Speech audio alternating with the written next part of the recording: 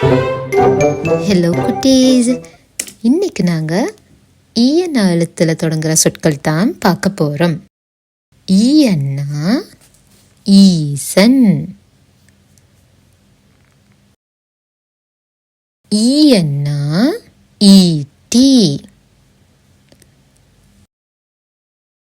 ஈயன்னா ஈ,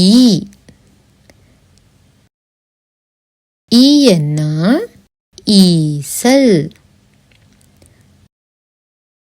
ஈயன்னா ஈரல், ஈயன்னா ஈரம்,